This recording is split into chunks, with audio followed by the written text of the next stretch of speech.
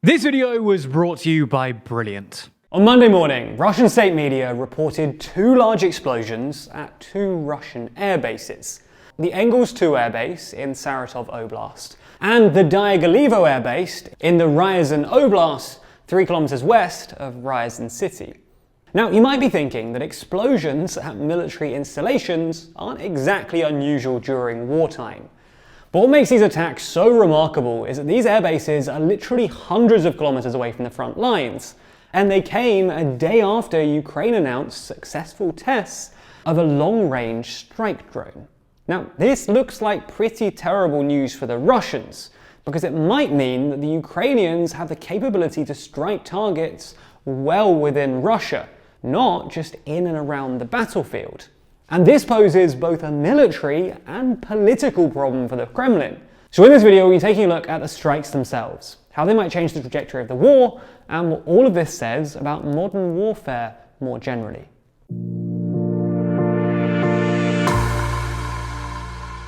By the way, this video was recorded in a hotel room in Cologne, so if the video quality isn't that good or if I sound super echoey, that's why. We'll be back in London very soon, and apologies for the disruption.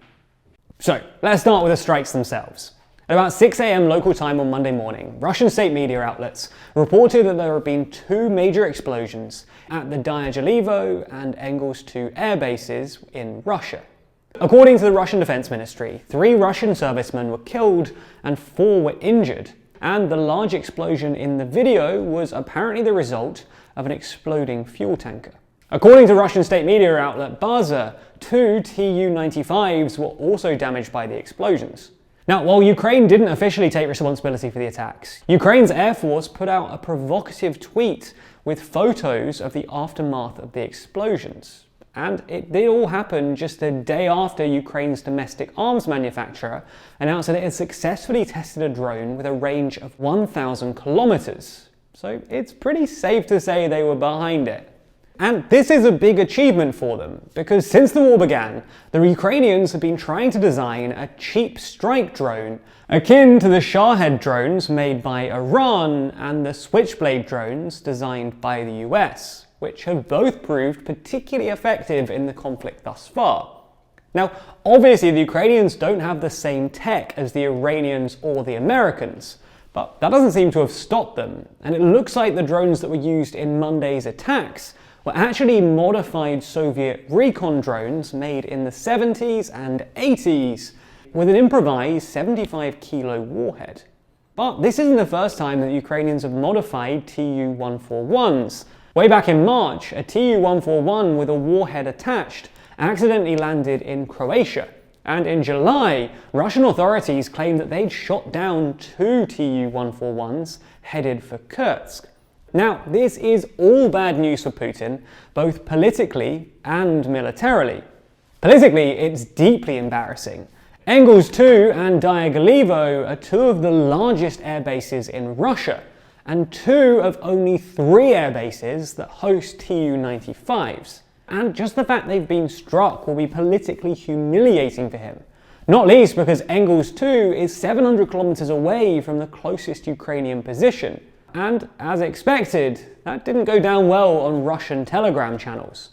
On top of that, Ukraine have now demonstrated that they can strike targets deep within Russia, and the threat of strikes in Russian cities might dampen the Russian public's enthusiasm for war.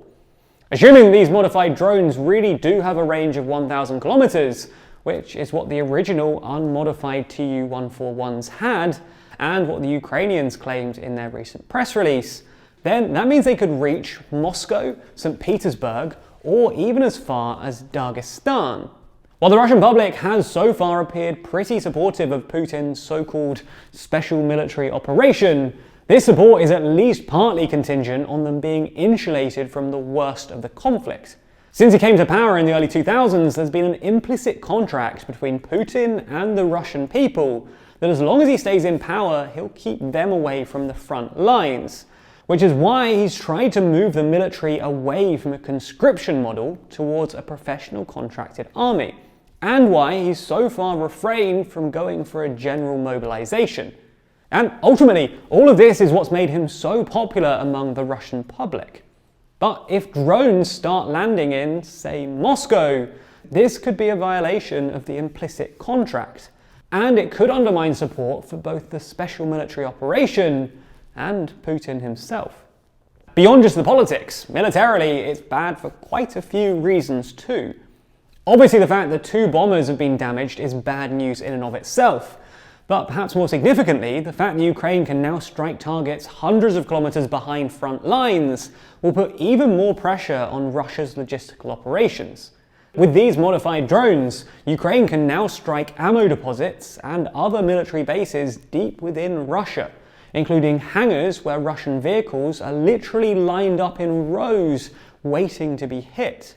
Now, as we've detailed in our previous videos, Russia's logistical operation has already proven pretty, well, crap. So further pressure on supply lines could prove fatal for Russian troops, especially in the south, where they're reliant on basically just 1 or 2 routes for all of their supplies. Now, this problem will only be compounded by the coming winter, which will increase troop demands and make transporting supplies a bit more difficult. On top of that, the success of these strikes proves that Russia's air defense systems aren't anywhere near as effective as once advertised.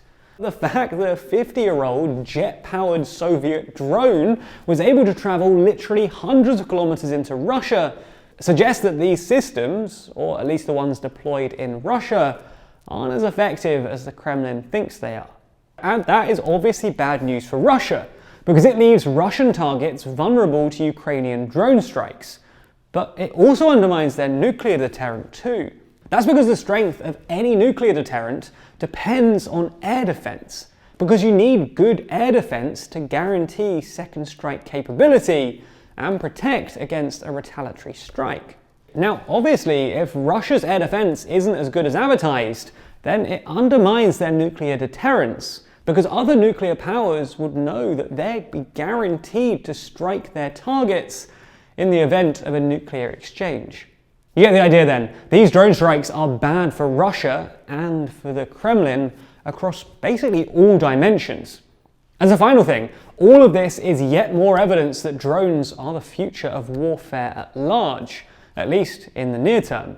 That's because drones have proved remarkably effective throughout this entire conflict. Whether it's the Turkish-made Bayraktar drones that helped Ukraine defend Kiev in February and March, or the Iranian-made Shahed drones that the Russians have been swarming against Ukraine since September, drones have proved to be incredibly effective.